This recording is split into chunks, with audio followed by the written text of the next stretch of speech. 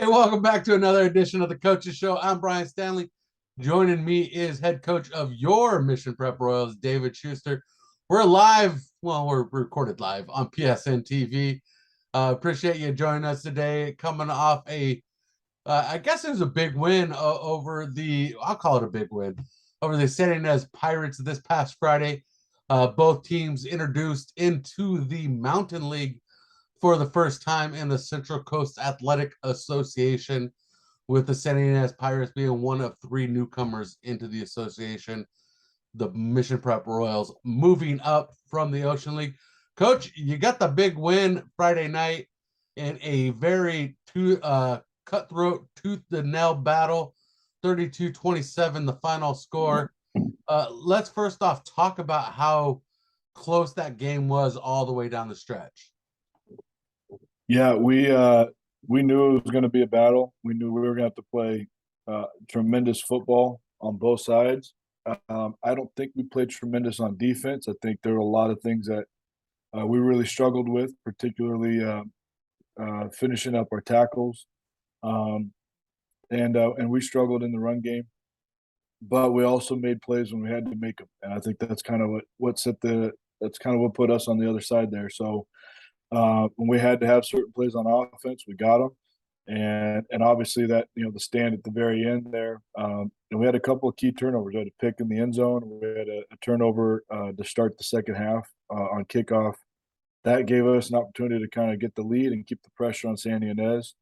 I think that really made the difference in the game. But man, just once again, every single week, our young kids just continue to grow up and mature in such a major way. Their experience that they're getting against high-level competition continues to make me just so happy. And just, again, I feel so much like this team is the way we started the year and the way we're going to end the year, the way we're projecting here. We're not going to be even remotely close to the same team. And I think the fact that our young kids are having to kind of go through this baptism by fire just excites me a little bit. And I know the rest of the coaching staff feels the same way. The team's just in a really great spot, and they've been very consistent. Whether we were 0-1 or 1-2 or now 2-2, they've just got a great way about them, a great spirit about them, and just really excites me, man. That there's something special going on with this group. And I want to give a quick shout out to Jaden Oziel for that interception in the game, pulling that in, his first interception of the year. Congratulations to him. And then I want to move on to our player of the game. And I went and looked up his stats before the show today, Coach, and it just solidified why we gave him player of the game. And he earned a nickname collectively through the chat and through the phrases I've collectively called him. I've referred to him as a train, a freight train. He's riding the silver wheels, all these, all these different phrases, the steel's wheel, the wheels of steel and all that. And we finally got a nickname for him, the Drew train. So Drew Harrigan and the Drew train proves worthy for the Royals once again. His first 200-yard game in his career at Mission Prep, only a junior, 3 touchdowns to get player of the game against the Santa Ynez Pirates. Coach, talk about the Juju train and how he's been just lighting up opponents on the opposite side of the ball. Sorry. Hey, you like the Juju train, huh? The Drew train? It was funny. Drew's doing an awesome job, and that kid has put in a lot of work in the off season, and just continually has challenged himself. Has a great work ethic. Just he's got a tremendous motor. He was this way as a freshman, even more so as a sophomore, and now everyone's kind of starting to see like Drew starting to really come into his own.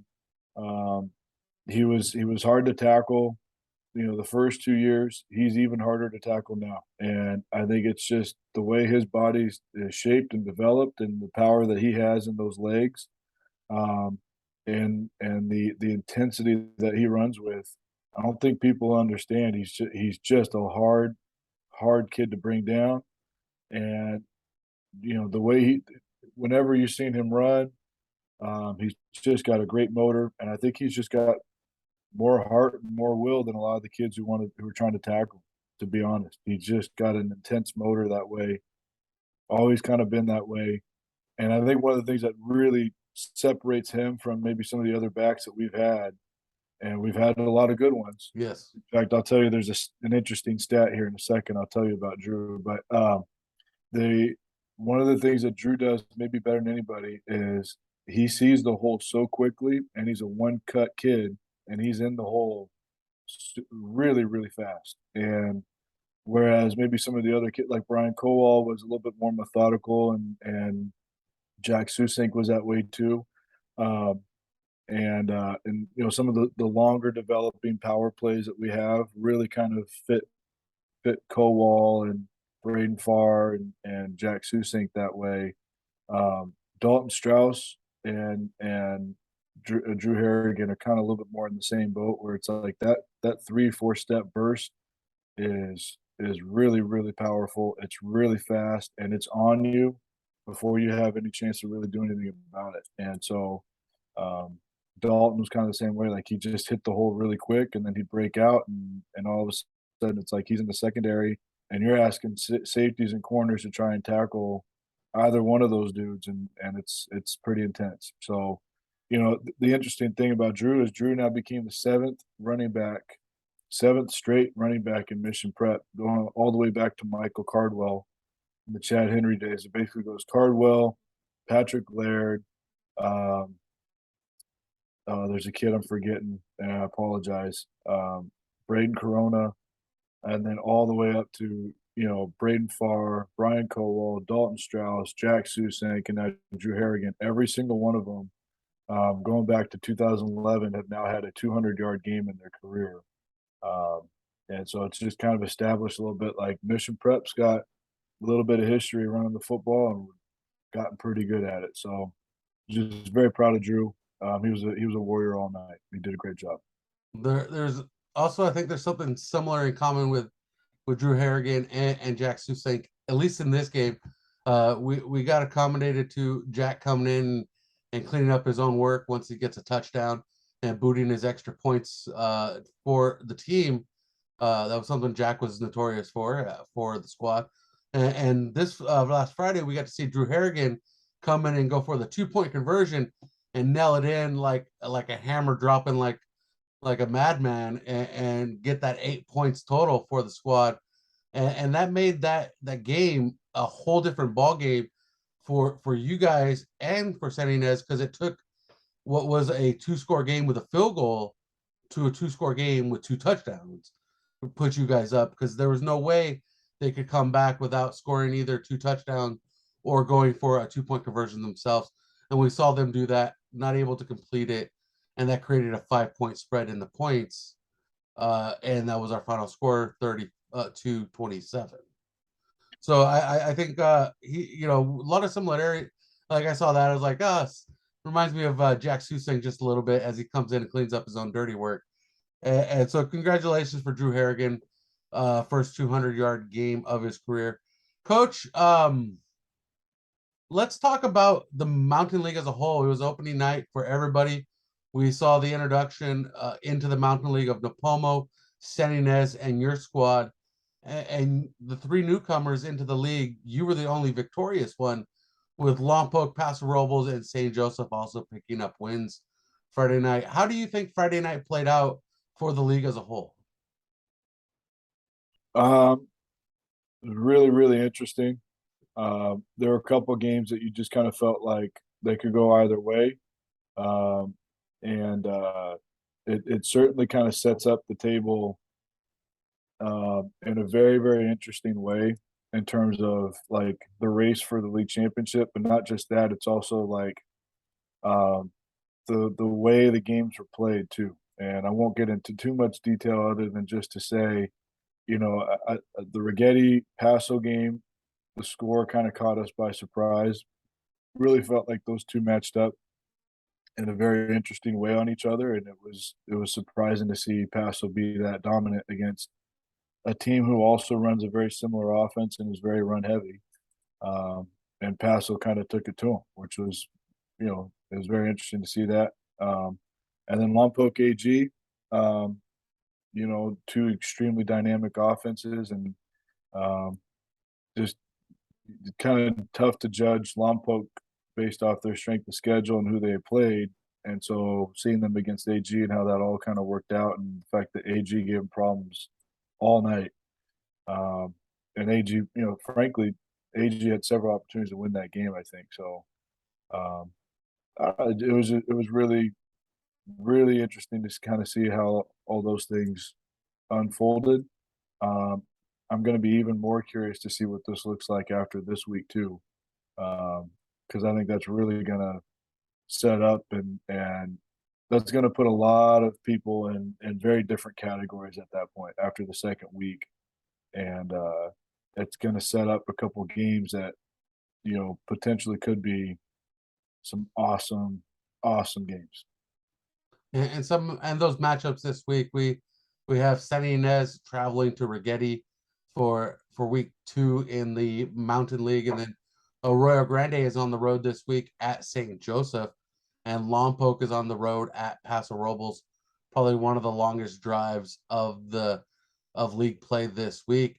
And the Mission Prep Royals, coach, you're on the road, third road game of this stint, the final one before you return home next week. But let's talk about the Napomo Titans, who you face. New coach Stephen Field, uh, under the helm of the Titans. Talk about this matchup as the Titans are still looking for their first win of the year. Yeah, I think um, you know a lot of people are probably unnecessarily dogging Napomo, and I want to quickly state, number one, it's still Napomo, and Napomo has nothing but really tough kids, man, and you can see it on film. They are very, very tough, and that has not changed, and I don't think that will ever change because that's just the way that town is, and I think that's why I secretly kind of really dig the Napomo program because they're just a bunch of really tough kids. Um, and they've got a brand new head coach who does things differently than the previous head coach. And that, neither is right or wrong, that they just do things differently. That's going to take some time. And then there was a major loss of a lot of seniors and a lot of experienced players. They got a freshman at quarterback who's, you can tell, is going to be really, really good. And he's just kind of having to work through some growing pains there. He's enough of a threat that you definitely got to respect what that kid can do. Um, just across the board, like they still have a lot of tough kids. They're very stout up front. They're very strong up front, and they're not afraid to pound the football. They're not afraid to be physical. Um, so under by no stretch of the imagination can anybody take this team lightly. And I think what you've seen is similar to us. They started at one point at the start of the year, and they've just progressively gotten better every single week, which is all you can ask of a program. And my fear a little bit is that we're going to be running into this team right after they played St. Joe's, and they're getting much better every week. You can see it, and I don't want to be running into this program right when they're like starting to hit their stride and get moving, because I think they're going to be a problem for people. And I think if you're not careful, some people are going to look at the record and assume certain things, and very quickly figure out in the game they are not that team. They are much tougher, and they are a lot better than people give them credit for. And those are dangerous games. Those are dangerous scenarios. Um, and so for us, especially coming off such an emotional win against Santa Ynez, it was a huge night. It was an awesome night. Um, I've been very pleased and very happy with the fact that our kids have stayed very locked in and very focused. I think our senior leadership has done a great job of keeping the young kids engaged on doing their job. Um, and that doesn't dismiss the fact that Napomo is still going to be, I think, a lot tougher than people think. And I'm excited to compete. It's a great spot. It's a great stadium. I don't know Coach Field very well. I met him a couple times, but everything I see on film, I'm very, very impressed, and I got deep respect, especially considering the tough situation that they're in. And I think they're doing a great job with what they have right now. So it'll be interesting. It will be an interesting matchup. First off, I want to thank our sponsor, Central City Motorsports. We'll do it the right way. Central City Motorsports, home of Bob Moses Ceramic Coating. Check them out, centralcitymotorsports.com or bobmosescc.com. Get your motorhome, your RV, your fifth wheel, travel trailer, whatever you got, car, boat, truck. They'll get a ceramic coated for you. Keep that paint looking fresh for years to come. Water just beads right off. You never have to worry about the rain and the water spots again. Great place to go. Give Craig McDonald a call. Check him out, centralcitymotorsports.com or bobmosescc.com. And Coach, you said that Napoma has a special place in your heart. I want to say they have a special place in my heart too, because that's where I first started broadcasting football. That was my first stop on my adventure of football broadcasting before I ended up at Mission Prep. So I have a drive for Mission from Napoma as well. I want to see them succeed in all possible ways. But I want to see Mission Prep succeed more. Just a little disclaimer there. And I want one prediction from you this week, Coach. And I'll throw it out there. I think this is a big matchup in the Mountain League because you're talking about things really get decided here. And we got to see how tough a Royal Grande can be against a tough Lompoc team. But who do you got against St. Joseph of Royal Grande this year? Yeah, I got to put you on the hot seat at least once today, Coach. That's good. They, they're really it's a really interesting matchup because I think there's a couple matchups on the outside that AG has that, could give St. Joe some problems. Those two, they've been battling each other for a long time, but St. Joe's is so big up front on both sides of the ball, and Mensa's doing a great job at quarterback, and they're just kind of they're St. Joe's is a really really good team this year.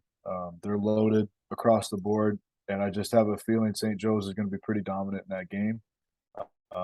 And I think it's going to be a battle for a long time, and then a St. Joe's is going to pull away, and like they've been doing with everybody, there's just not much you can do at that point. They're kind of on a different level athletically than everyone else. So, um, it'll be a really interesting thing to see. Um, and I'm very curious to see how that game plays out.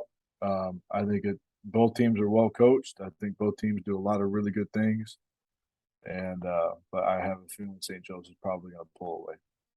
Well, I flipped the coin before the broadcast, Coach, and I got a Royal Grande pulling this one out with a squeaker. Okay, it's going to be a tight one, as you said, but it's going to be a squeaker and a squeaker upset to get the win over St. Joseph, and it's going to leave a lot of people with a sour taste in their mouth because everybody wants St. Joseph to win. I know that, so I'm going to go with the underdog here. I don't know if everyone wants St. Joe's to win. I just think everyone's looking at it going like, they're pretty tough to stop, and if AG pulled off the upset, that would for sure completely shake up the Mountain League in a major way. And that's what I'm looking for. I'm looking for a shakeup. I like a little chaos in the standings. It makes things a little bit interesting. We've had, no offense to St. Joseph, but they've been reigning league champs for a little while, and I want to take that snow globe and shake it up and see if we get a different result. So Yeah. or take the magic 8 ball and see if it tells us a different answer. That's what I'm looking for. No offense to St. Joseph, great squad, a lot of talented players, a lot of players going to go on to the next level and have successful college careers as well. So much props to them for being the light of the league right now and being that milestone everybody has to achieve. Mm-hmm. So, Coach, this Friday night, it's going to be 7 p.m. kickoff, Napoma High School Titan Stadium on prepsportsnetworks.com, also on our YouTube channel. Any final words for you, Coach? Yeah, quickly want to shout out, the coaching staff. We make our decisions on players of the game and all that kind of stuff every week. And Luke Terry was named our player of the week this week. He did an incredible job. Very, very tough matchup. Number 11 from Santa Ynez is an incredible athlete, and Luke Terry just did a fantastic job keeping that kid in conflict and combating him all night long. And then at the very end of the game, Luke Terry is the one who came up with that big play in the end zone, and that won the game. You know, it's like if Luke Terry does not do his job, we lose that game. But because he did, we won the game. And so he did. He had an incredible night. He battled all night, took away a lot of the big plays that they wanted out of 11. He was just he tackled tremendously and made 11 work hard all night long. 11 still got his catches. You know, he's kind of one of those guys like he's so good. You got to make it as difficult for him as possible. And Luke did that and really just set himself apart, I think, from the rest of the team. The whole staff is just extremely proud of him. And I wanted to just quickly acknowledge his efforts because the team was very, very happy, very proud of him. He had an amazing night. So An amazing night indeed. And one thing about Luke Terry, is that it seems like every game he builds more and more confidence on the field. And you can see that from game one to where we are now. The confidence that he has gained in just the short season that we've had is tremendous. And it's been a joy just watching him excel on the defensive side of the ball. And coach, he's only a junior, so you got a whole nother year with him, along with Drew Harrigan and a whole bunch of other people on this squad that are still young. So it's going to be exciting to see how this team develops. yeah, a lot to be excited about, and everyone continues to get better and they continue to mature and excited to see it all come together. Well, Coach, we're going to wrap this one up for today. I'm Brian Stanley for David Schuster. We'll catch you Friday night right here on PrepSportsNetworks.com. 7 p.m. kickoff from Napomo High School. Mission Prep Royals at the Napomo Titans. Thanks for joining us.